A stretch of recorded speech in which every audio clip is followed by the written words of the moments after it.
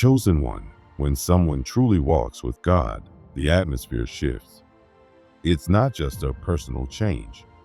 It sends out waves that ripple through families, communities, and even spiritual realms. Hell doesn't just shake, it scrambles. It panics because someone has chosen truth over tradition, light over comfort, purpose over popularity. And when that kind of shift happens, it doesn't go unnoticed. This isn't a message for those who only quote scriptures when it's trendy or who use religion as a way to look deep online.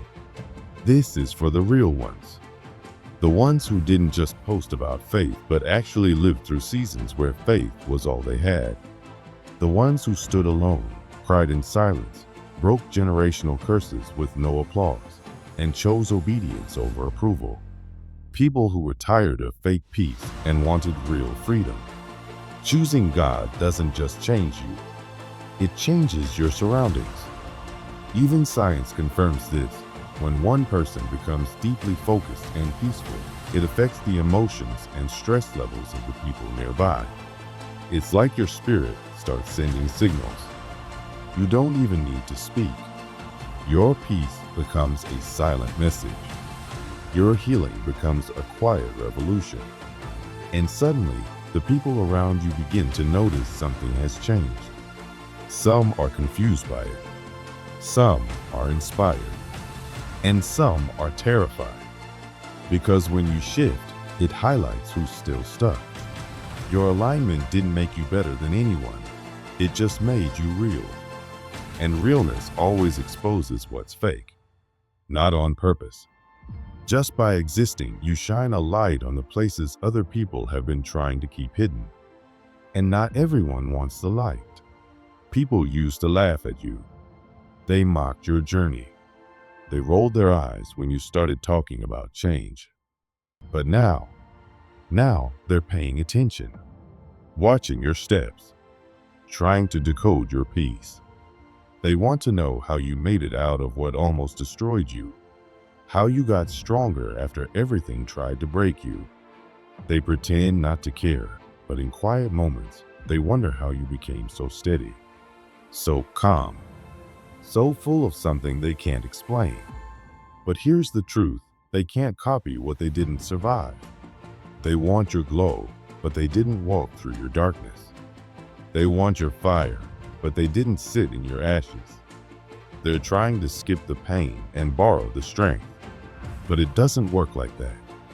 The power you carry was forged in real storms, in heartbreak, in loss, in nights when you wondered if you were going to make it. And through all of that, you didn't quit. You didn't go numb. You chose God, again and again. And choosing God didn't just mean praying more. It meant letting go of habits, people, and places that no longer matched your purpose. It meant being misunderstood, judged, talked about. But you did it anyway, because something inside you knew that real freedom would cost you comfort. That walking in truth might mean walking alone for a while, and you were willing to pay that price. You didn't need a stage. You didn't need a microphone. Your life became the message. Your growth became the sermon. And even when you weren't trying to get attention, people noticed. Because change like yours can't be hidden. It shows up in how you speak, how you move, how you no longer chase validation or beg to be included. You're grounded now. You're rooted. And that kind of presence shakes things. It shakes people who built their identity on brokenness. It shakes systems built on silence and secrets. It shakes families that made peace with pain. Because you said no more. And when you did, it started something spiritual. You didn't just break cycles in your own life. You triggered a chain reaction. You disrupted what was supposed to continue. And some people hated you for it. Not because you did anything wrong, but because your freedom challenged their comfort. Your healing reminded them they're still hurting. Your honesty made their denial louder. So they tried to shame you, make you feel like you were too deep, too serious, too different. But deep down, they were just scared. Because if you could heal, it meant they never had to stay broken. And that truth burns. That's why they watch you now. Not because they support you, but because they can't stop looking. Your life became a mirror. And even though they avoid it, that reflection keeps showing up. It shows them what's possible, what they could be, what they're afraid to become. You didn't preach at them. You didn't attack them. You just lived with intention. And that alone disturbed everything fake around you. They tried to copy. They copied your language, your posts, your style, even your scriptures. But it didn't carry the same weight. Because they didn't walk through your fire.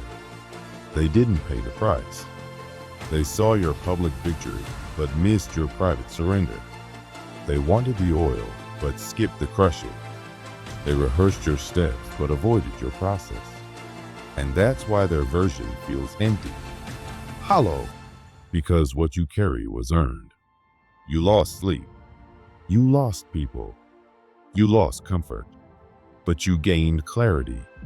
You gained strength. You gained a relationship with God that nothing can replace. And now, when you walk into a room, you don't need to prove anything. Your presence already speaks. Your peace already shifts the atmosphere. And the more you walk in this alignment, the more things continue to shake. Not because you're trying to stir things up, but because truth naturally disturbs lies. You didn't set out to be a problem. You just became unshakable. And that, in itself, is a problem to people who were used to controlling you. To people who liked you small, who liked you quiet, who liked you broken. But you're not that person anymore. You've changed. Not into someone else, but into who you really were all along. Under all the pain, under all the fear, under all the survival, you've become the you that God always saw. And that version of you, that's the one they can't handle. That's the one they can't forget. That's the one they never expected to rise. But here you are, and you're not going back. You're not shrinking. You're not pretending to be less than you are to make other people feel more comfortable. You've seen too much. You've survived too much. And now you're standing in truth. Not loud, not arrogant, just rooted. People still talk. They still judge. But it doesn't touch you the same way. Because you know who you are. You know what it costs. And you know who walks with you. And that knowledge gives you peace they can't understand. They tried to act like your presence didn't affect them, but deep down, it shook them. They watched you. They mimicked your moves, tried to copy your calm, your strength, your light. But while they were imitating, you were living. That's the difference. You were walking with purpose, aligned with something greater, and they were just going through the motions, hoping no one would notice the emptiness behind their eyes. And that's why they're still stuck, trapped in a cycle, walking in circles, trying to fake strength while you've already moved on. They thought if they looked the part, they'd eventually become it. But real power doesn't come from pretending. It comes from walking through the fire, not around it. You didn't skip the pain. You embraced it. You let it mold you. And now, while they perform strength, you embody it. You didn't copy someone else's path. You claimed your own. And that's why the universe responds to you. That's why everything changes when you walk into a room. What they didn't realize is that when you aligned with God, you didn't just change yourself, you changed the entire atmosphere. Your spiritual alignment lit something up in the town. It was like divine surveillance was activated. Suddenly, the energy shifted. People felt watched, not by you, but by something higher. Every thought, every word, Every action started to feel exposed. And it wasn't paranoia. It was conviction. You didn't say a word, but still, people started second-guessing their behaviors. You weren't trying to be a judge, but just by being you, walking in truth and light, everything around you started to feel like a courtroom. Lies couldn't breathe near you. Secrets began to unravel. People started feeling the weight of their choices. Conversations changed. Gossip lost its flavor. Jokes that once drew laughs suddenly felt heavy. It wasn't you. They were feeling the divine presence you carried. They felt seen, and that scared them. Your walk with God turned you into a mirror. Not the kind that flatters, but the kind that reflects the truth. The kind that shows what's really there. And for people who had been hiding from themselves, that was terrifying. They couldn't pretend anymore. Not when they were near you. Because when they looked at you, they saw who they could be, but also who they weren't ready to become. You didn't shame them. You just lived truthfully. And that was enough. And then there were those who claimed they were healed, claimed they were over their past, claimed they had done the work. But your peace, the quiet strength you walked in, revealed how much of their healing was just for show. You didn't need to announce your growth. It was written in your presence, in your patience, in the way you didn't flinch when chaos came knocking. They noticed, and it rattled them. Because while they talked about healing, you were the proof that it was real. You weren't trying to make anyone feel bad. You were just living free. But that freedom exposed the cracks in their stories, the unresolved wounds, the traumas they claimed they conquered but never truly faced. Your authenticity made their act hard to maintain. It wasn't that you were better, it was that you were honest. You walked through your storms and didn't pretend the rain never fell. And that truth, it shook the room. When you stepped into alignment, something happened on a spiritual level that words can barely explain. The entire spiritual grid around you realigned. The air changed. The energy changed. You were no longer just one person walking your journey. You became a catalyst. Things that had been accepted for years suddenly became intolerable. The lies, the toxicity, the abuse, they couldn't stay hidden anymore.